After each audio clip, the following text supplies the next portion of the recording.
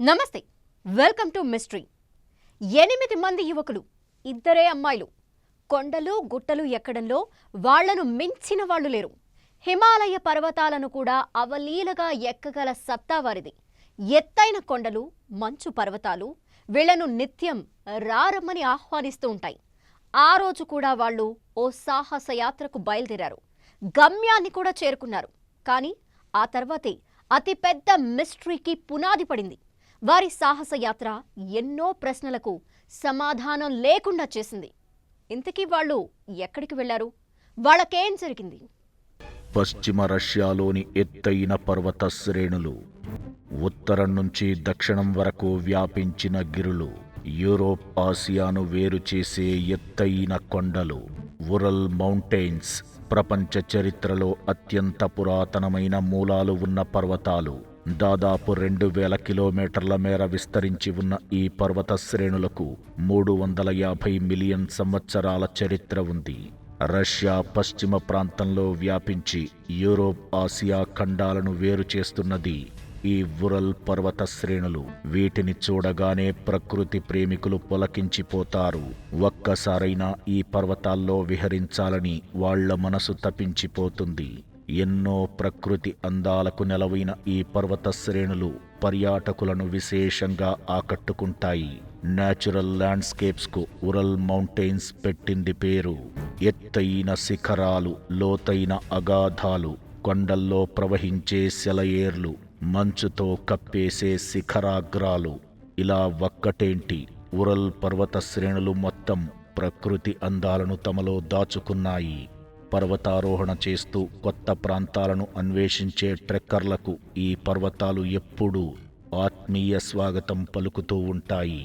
రోజుల తరబడి ట్రెక్కింగ్ చేస్తూ, పర్వతాల అంచుల్లో విహరిస్తూ, పగలు రాత్రి అన్న తేడా లేకుండా కొండల మధ్య గడుపుతూ ఎంతో మంది పర్వతారోహకులు ఈ పర్వతాల్లో గొప్ప అనుభూతిని పొందుతుంటారు.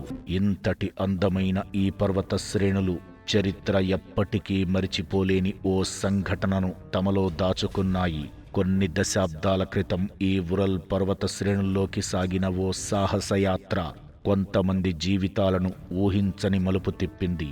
ఆ ఘటన జరిగి ఇప్పటికే దశాబ్దాలు గడిచిపోయినా ఇప్పటికీ ఆ జ్ఞాపకాలు వెంటాడుతూనే ఉంటాయి. 1959వ సంవత్సరం, సోవియట్ యూనియన్ 21వ కమ్యూనిస్టు పార్టీ సమావేశాలు. యుఎస్ఎస్ఆర్ మొత్తం ఎర్ర జెండా రెపరెపలు. అది 1959వ సంవత్సరం. Union of Soviet socialist republic alias USSR 21వ కమ్యూనిస్టు పార్టీ సమావేశాలకు ముస్తాబయ్యింది. సరిగ్గా అదే సమయంలో ఉరల్ పర్వత శ్రేణుల్లో సాహసయాత్ర చేయాలని కొంతమంది యువకులు నిర్ణయించుకున్నారు. కమ్యూనిస్టు పార్టీ కీలక సమావేశాలు నిర్వహిస్తున్న సమయంలో పర్వతారోహణ చేసి నాటి ఘట్టానికి చరిత్రలో సాక్ష్యంగా ఉండాలని వాళ్లంతా భావించారు.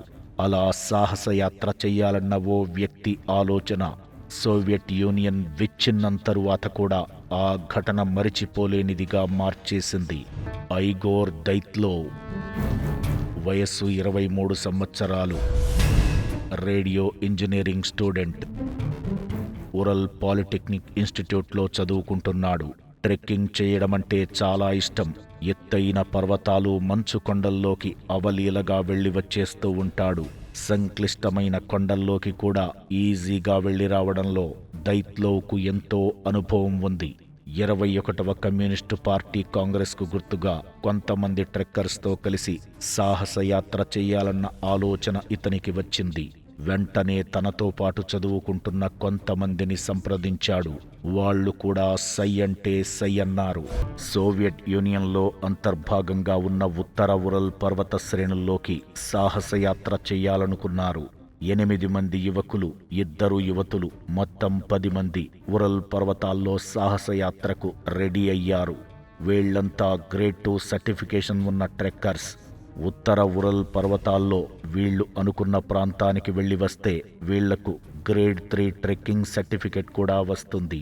దాదాపు 300 కిలోమీటర్ల దూరాన్ని స్కీయింగ్ చేసి వచ్చిన వాళ్లకు గ్రేడ్ 3 సర్టిఫికెట్ ఇస్తారు. 1959 నాటికి ఇదే హైయెస్ట్ ట్రెక్కింగ్ సర్టిఫికేట్. సాహసయాత్ర చేయడంతో పాటు ఈ సర్టిఫికేట్ పొందాలని కూడా టార్గెట్గా పెట్టుకుంది దైత్లో గ్రూప్.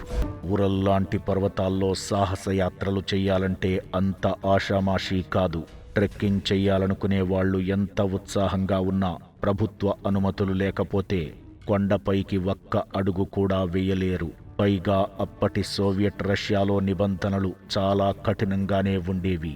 ముందుగా రూట్ మ్యాప్ రెడీ చెయ్యాలి. ఎక్కడి నుంచి ఎక్కడికి వెళుతున్నారో చెప్పాలి.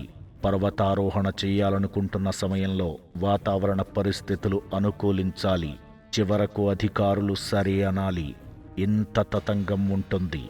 ఉరల్ పర్వత శ్రేణుల్లో ఉన్న స్వెర్గ్లోవ్స్క్ ఓబ్లాస్ట్కు చేరుకుని లోజ్వా నది ఎగువ ప్రాంతాన్ని చూడాలని ట్రెక్కింగ్ గ్రూప్ లక్ష్యంగా పెట్టుకుంది.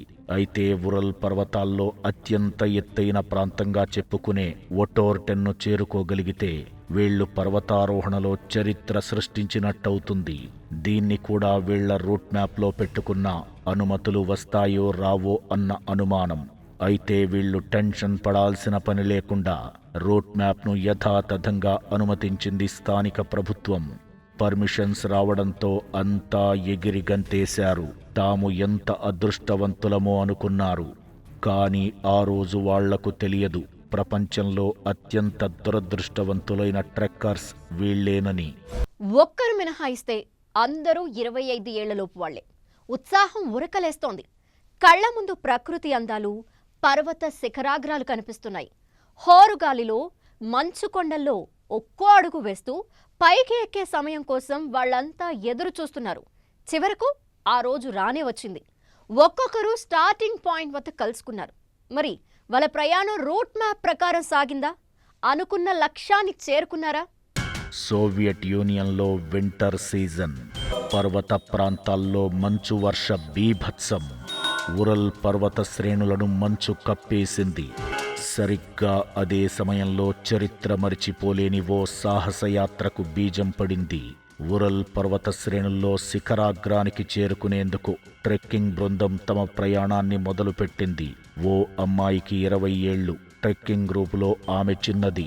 మరో వ్యక్తికి 38 ఏళ్లు వయస్సు. ట్రెక్కింగ్ పరంగా చూసుకుంటే ఆయనే సీనియర్. అయితే చివరి నిమిషంలో ట్రెక్కింగ్ టీంలో చిన్న మార్పు జరిగింది.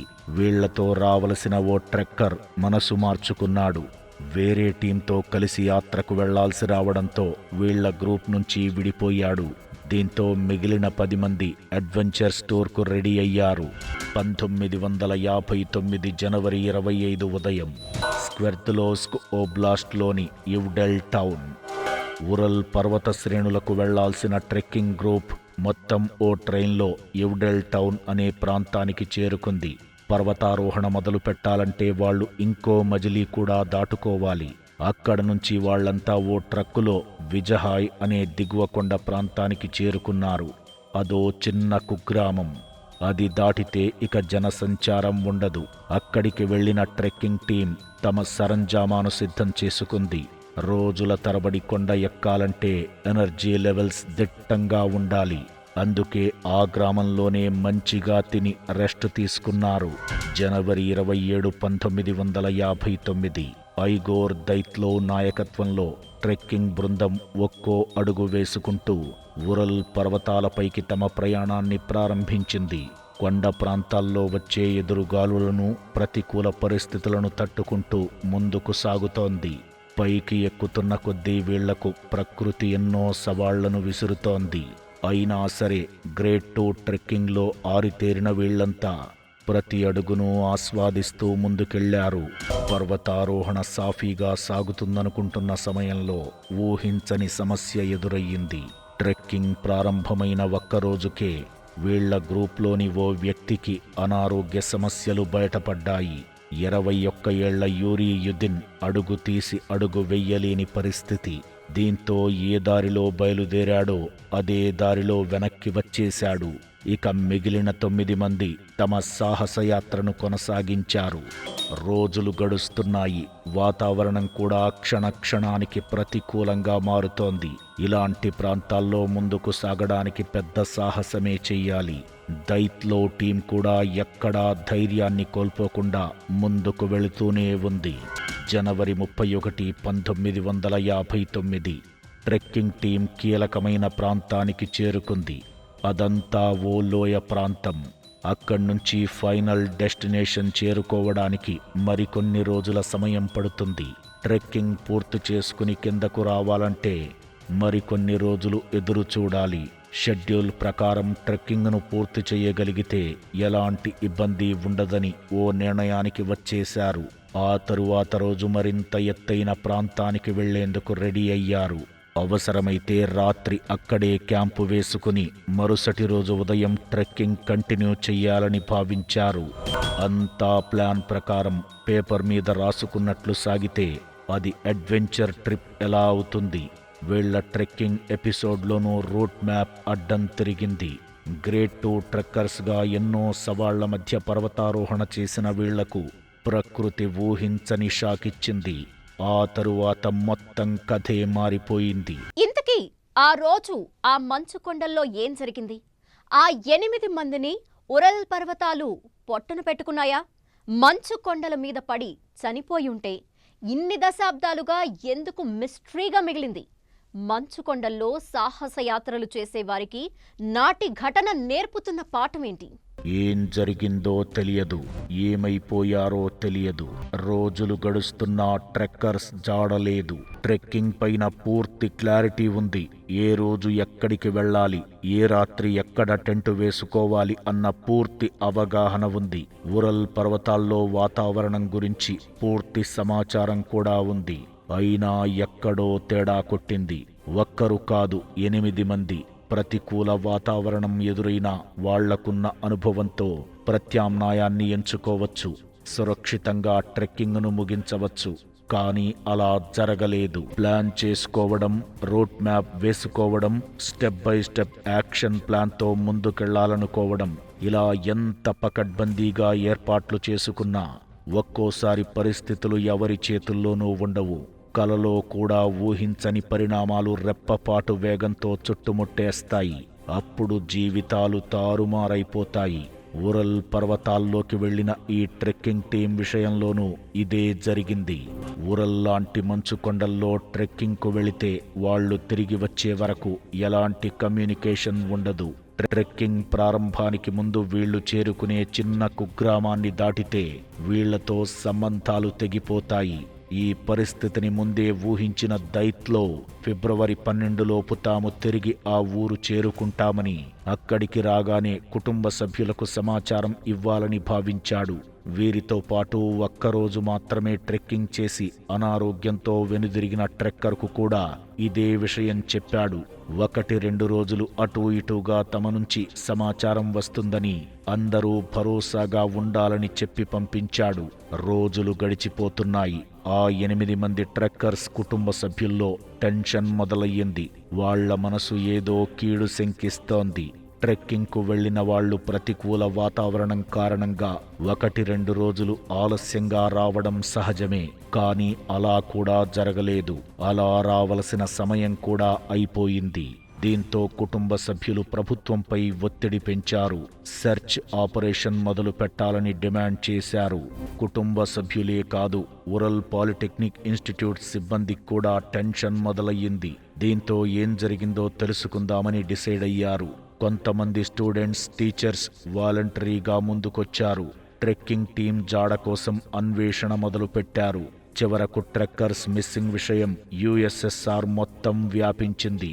ప్రభుత్వం కూడా సైన్యాన్ని, పోలీసులను రంగంలోకి దింపింది.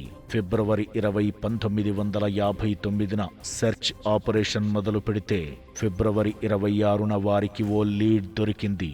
మంచు పర్వతాల్లో రెస్క్యూ టీంకి ఓ టెంట్ కనిపించింది. ట్రెక్కర్స్ అంతా అక్కడున్నారేమో అని అక్కడికి వెళ్లారు, కానీ వాళ్ళు లేరు.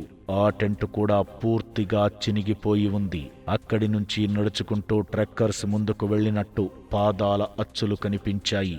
వాటి వెంబడే నడుచుకుంటూ చిన్న అడవిలోకి వెళ్లిన రెస్క్యూ టీం అక్కడ కనిపించిన దృశ్యాలు చూసి షాక్ తిన్నది.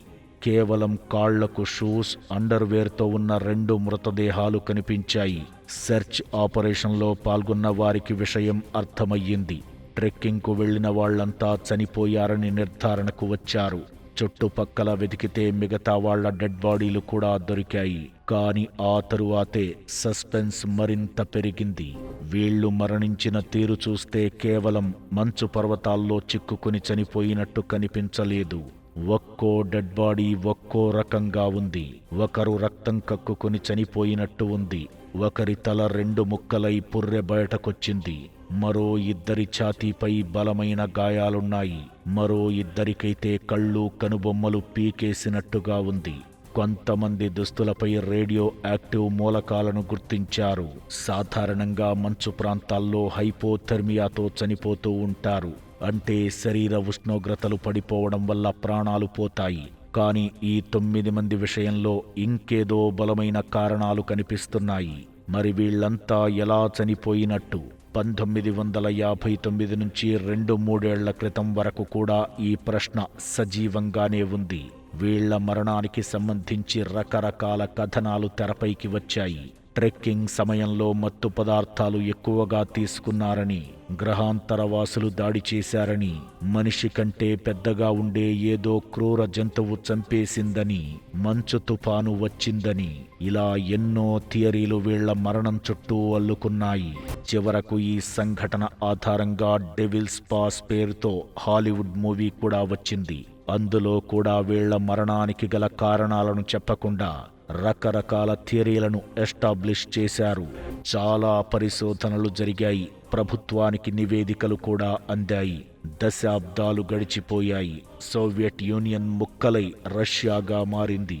అయినా ఈ కారణం వల్లే వీళ్లంతా చనిపోయారు అని ఖచ్చితంగా చెప్పే పరిస్థితి లేదు. 2019లో మరోసారి రష్యా ప్రభుత్వం కొత్త ఇన్వెస్టిగేషన్ మొదలుపెట్టింది. దీనికి సంబంధించిన నివేదిక 2020 జులైలో ప్రభుత్వానికి చేరింది. 9 మందిలో 6 హైపోథెర్మియాతో చనిపోయారని, 2 చెస్ట్ ట్రామాతో ప్రాణాలు కోల్పోయారని, ఒకరికి మాత్రం పుర్రెపై బలంగా గాయం కావడం వల్ల చనిపోయారని తేల్చారు. ట్రెక్కర్స్ బస చేసిన చోట ఒక్కసారిగా మంచుకొండ విరిగిపడి ఉంటుందని, ఆ సమయంలో విజిబిలిటీ తక్కువగా ఉండటం వల్ల వాళ్లంతా పానిక్తో పరుగులు తీశారని, ఆ సమయంలోనే వాళ్లు చనిపోయి ఉంటారని ఓ అంచనాకు వచ్చారు. ఫిబ్రవరి 1 లేదా 2 మధ్యలో ఈ ప్రమాదం జరిగి ఉంటుందని నిర్ధారించారు.